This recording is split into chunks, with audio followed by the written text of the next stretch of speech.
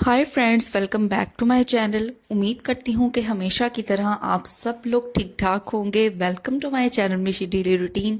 तो हमेशा की तरह आज की वीडियो भी बहुत ज़बरदस्त ही होने वाली है। इतने अमेजिंग टिप्स एंड ट्रिक्स मैं आपके साथ शेयर करूँगी कि आप खुद हैरान रह जाएंगे। तो चलिए स्टार्ट करते हैं जी टिप नंबर 1 से। अच्छा, हमारे घर में क्या होता है कि जो हम ब्रशेस यूज़ करते हैं दांतों को ब्रश करने के लिए, अक्सर औकात ऐसे ब्रशेस हमारे घर में होते हैं जिनके साथ इस तरह का कैप होता है। अगर आपने ये कैप देखा हो तो आपको पता चलेगा कि इसके एक साइड पे होल होता है। तो यहाँ पे जो मैं टिप आपको बताने जा रही हूँ ना, वो बहुत ही ज़बरदस्त सा है। और इसी ब्रश कैप का यूज़ करके हम इतना ज़बरदस्त सा ऑर्गेनाइज़र बनाने वाले हैं कि आप खुद हैरान रह जाएंगे। तो सबसे पहले देखिए, यहाँ पे मैंने चूल्हा ऑन कर दिया है और छुरी लेके मैंने छुरी को गर्म कर लिया है। और जिस तरह का एक साइड पे इसका होल है, सेम उसी तरीके से हमें दूसरी साइड पे भी एक होल बना लेना है।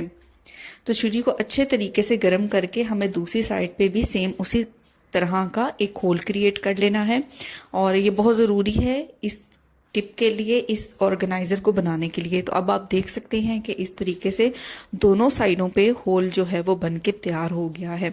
तो बस इतना सा काम था और इतना ज़बरदस्त सा ऑर्गेनाइज़र बन के तैयार होगा कि आप खुद हैरान हो जाएंगे। तो देखिए, अब हमने होल तो कर लिया, अब हमें चाहिए जी डबल साइडेड टेप। तो यहाँ पर मैंने ले ली है डबल साइडेड टेप। इसको हम लगा देंगे जो ब्रश का कैप है वहाँ पे। अच्छा, अब इस टेप को आपने लगाना किस तरह से है, जहाँ से ये ब्रश का कैप ओपन होता है उसकी बैक साइड पे आपको ये लगाना है। जो फ्रंट साइड है वो इस तरह से रहेगी आपके सामने जो ओपन हो रही है, और इसकी जो बैक साइड है वहाँ पे हमें ये डबल साइडेड टेप को लगा देना है। तो देखिए, अच्छे तरीके से ना यहाँ पे मैंने डबल साइडेड टेप लगा ली है और उसका जो दूसरा ऊपर वाला होता है रैपर, उसको मैंने रिमूव कर दिया है। अब यहाँ पे हम सिलेक्ट कर लेते हैं वॉल, जहाँ पे हम अक्सर मोबाइल के चार्जर्स लगाते हैं। तो उस स्विच के बोर्ड के करीब हमें ये ऑर्गेनाइज़र इस तरीके से पेस्ट कर देना है, यानी जो हमने डबल साइडेड टेप लगाई थी उससे हमें वॉल पे अटैच कर देना है। अब देखिए, चार्जर्स तो हम सभी के घर में होते हैं और अक्सर क्या होता है कि जिस स्विच बोर्ड पे हमने चार्जर लगाया होता है, चार्जिंग के बाद हम मोबाइल तो उतार लेते हैं, लेकिन क्या होता है कि जो उसकी वायर है वो इधर उधर भटकती रहती है ज़मीन पे। तो इस तरीके से अगर आप ब्रश का जो कैप है उसको यूज़ करेंगे एज एन ऑर्गेनाइज़र, तो सिमट के आपकी जो चार्जर है उसकी वायर कितने आराम से उसके अंदर आ गई है। तो मैं उम्मीद करती हूँ कि ये टिप आपको पसंद आया होगा। तो चलिए देख लेते हैं जी नेक्स्ट टिप। अच्छा, जो मेरा नेक्स्ट टिप है वो इस किस्म की कढ़ाई को लेके है। अक्सर क्या होता है, हम कढ़ाइयों को साफ़ तो कर लेते हैं और साफ़ करने के बाद हमें अच्छा खासा महसूस भी हो रहा होता है कि हमने बड़े अच्छे तरीके से इसकी सफाई कर ली है। लेकिन अक्सर ऐसा होता है कि इतने ज़बरदस्त तरीके से साफ़ करने के बावजूद हमें अक्सर कढ़ाइयों में से स्मेल आती है। जो सालन हमने इसके अंदर पकाया होता है उसकी स्मेल हमें फिर भी आती है। तो यहाँ पे मैं आपको एक ज़बरदस्त सा टिप बताऊंगी जिससे कि आप अपनी इस कढ़ाई की स्मेल को ख़त्म कर सकते हैं। और अगर आपको सेम कढ़ाई यूज़ करनी है मीठा बनाने के लिए भी, तो आप मीठा बनाने से पहले अगर एक दफ़ा कढ़ाई को इस तरह से साफ़ कर लेंगे तो बिल्कुल भी उसके अंदर बनाए गए खाने की स्मेल आपकी मीठे डिज़र्ट के अंदर या मीठी रेसिपी के अंदर नहीं आएगी। तो यहाँ पे देखें, मैंने पानी ऐड कर दिया है और चूल्हा मैंने जला दिया है। अब यहाँ पे मैंने ऐड किया है थोड़ा सा नमक। नमक ऐड करने के बाद यहाँ पे मैंने ले लिया है हाफ लेमन, और हाफ लेमन को मैंने इस पानी के अंदर निचोड़ दिया है। अच्छा, ये आपने ख्याल रखना है कि पूरा ये प्रोसेस करते हुए आपको जो फ्लेम है वो मीडियम टू लो रखना है, आपको फ्लेम जो है वो बंद नहीं करना। और साथ ही लेमन निचोड़ने के बाद उसका छिलका भी मैंने इस तरीके से पानी के अंदर ऐड कर दिया है। अच्छा जी, अब यहाँ पे ना हमें यूज़ करना है एक फोक का, यानी कांटे का हम इस्तेमाल करेंगे। और इस तरह जो लेमन का छिलका है ना, उसके ऊपर हमने इस तरह से कांटे को लगा देना है और अच्छे तरीके से हमें पैन की जो सारी साइड्स हैं उनके साथ हमें इसको रब करना है। तो लेमन के छिलके को आपने अच्छे तरीके से पैन की सारी साइड्स पे रब करते जाना है। और इस चीज़ का आपने ख्याल रखना है कि ये पूरा प्रोसेस करते हुए आपका जो स्टोव है उसका जो फ्लेम है वो मीडियम टू लो होना चाहिए, यानी कि वो बंद नहीं होना चाहिए। इससे बहुत ज़बरदस्त तरीके से जो ग्रीस है ना वो उतर के आएगी जब आप गर्म पानी के अंदर ही ये काम करेंगे। तो ये देखिए, तकरीबन 5 से 10 मिनट तक मैं इसी तरीके से पानी के अंदर लेमन के छिलके को डिप करती जाऊंगी और पैन की जितनी साइड्स हैं वहाँ पे मैं इस तरीके से इसको रब करती जाऊंगी। तो ये देखें, जब पानी बॉईल होना स्टार्ट हो जाएगा तो इस टाइम पे हमने यहाँ पे प्रोसेसिंग स्टॉप कर देनी है।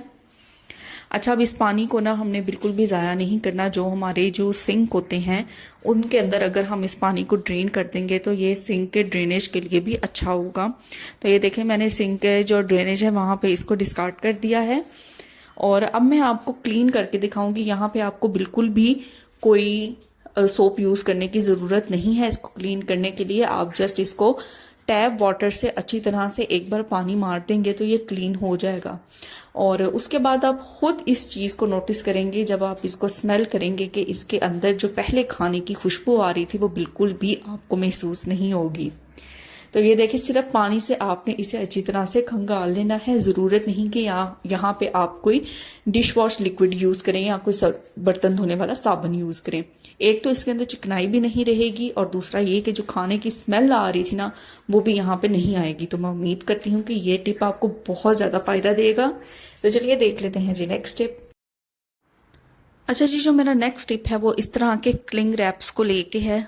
आजकल हर घर में क्लिंग रैप्स यूज़ होते हैं जो कुकिंग वगैरह में ख़ास तौर पे, और चीज़ों को कवर करने के लिए जब हम फ्रिज में रखते हैं तो हम क्लिंग रैप्स का यूज़ करते हैं। अक्सर क्या होता है कि हम जो क्लिंग रैप है ना उसको यूज़ करने के बाद इसी तरीके से हम इसको रख देते हैं।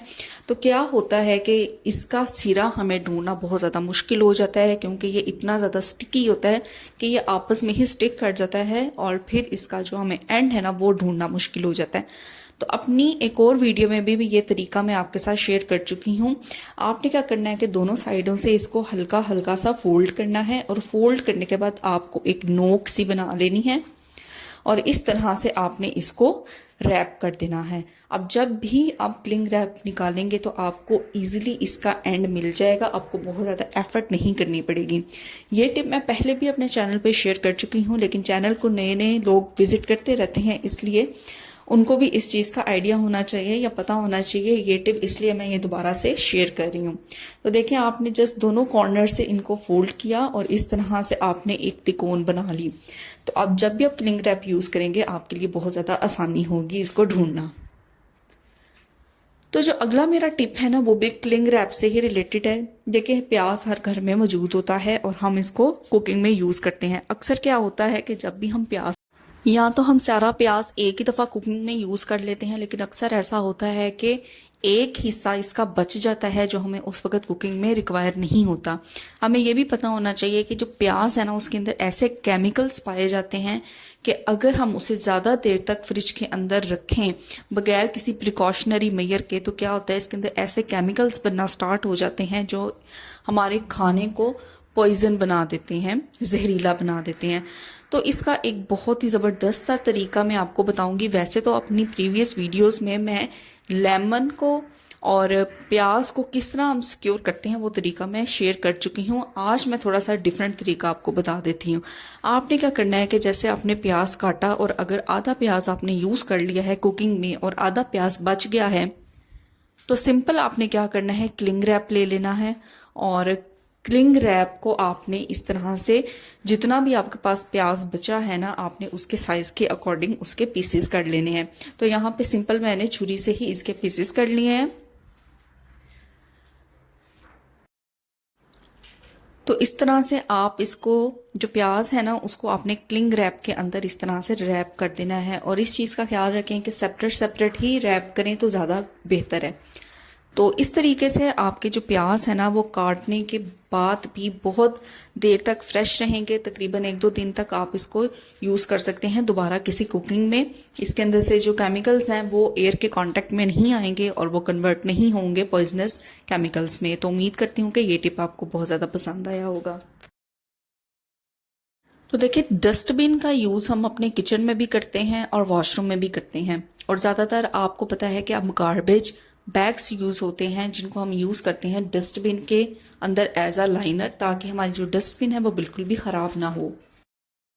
तो देखिए, डस्टबिन को ना गार्बेज बैग लगाते वक्त ना हम खुद भी गार्बेज बैग से उलझ जाते हैं। तो हमें एक आसान और ज़बरदस्त तरीका पता होना चाहिए जिससे हम गार्बेज बैग को बहुत ही आसानी से डस्टबिन के ऊपर लगा सकते हैं।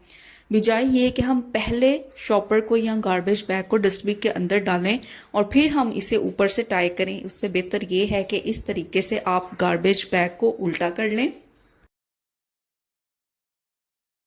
उल्टा करने के बाद जो डस्टबिन के कॉर्नर्स है ना, सबसे पहले आप वहाँ पे गार्बेज बैग को अच्छी तरह से सिक्योर कर लें ताकि ये अपनी जगह से बिल्कुल भी ना हिले। उसके बाद जो आपको मिडिल पोर्शन नज़र आ रहा है शॉपर का, जो इस वक्त फूला हुआ है, उसको आपने आसानी से अपने हाथ से इस तरीके से अंदर कर देना है।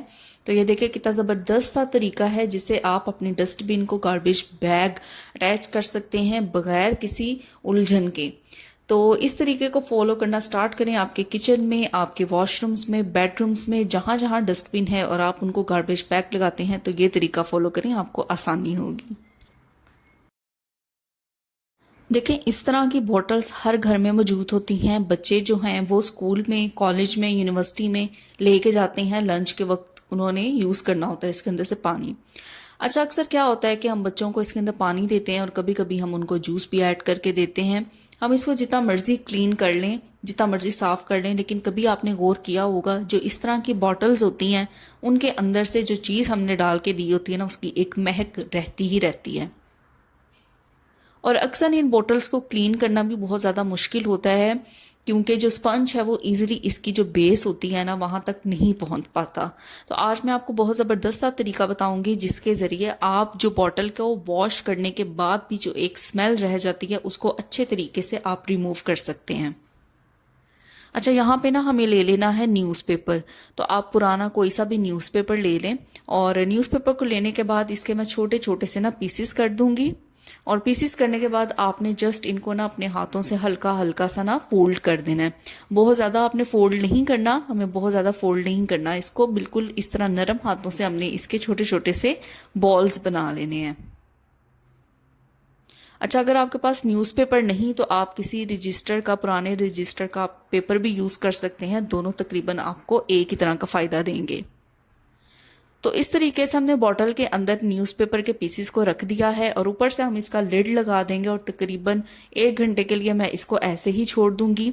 अच्छा, न्यूज़पेपर के अंदर ये प्रॉपर्टीज़ होती हैं वो बैड स्मेल, मॉइस्चर को एब्जॉर्ब करने की बहुत ज़बरदस्त कैपेसिटी रखते हैं। तो तकरीबन 1 घंटे के अंदर जो न्यूज़पेपर है वो इसके अंदर जितनी भी मौजूद नमी होगी या बैड स्मेल होगी उसको अच्छे तरीके से जज़ब कर लेगा। और जब आप बोतल ओपन करेंगे और स्मेल करेंगे तो आप वाज़ह फ़र्क महसूस करेंगे कि इसके अंदर किसी भी किस्म की स्मेल बाकी नहीं रही।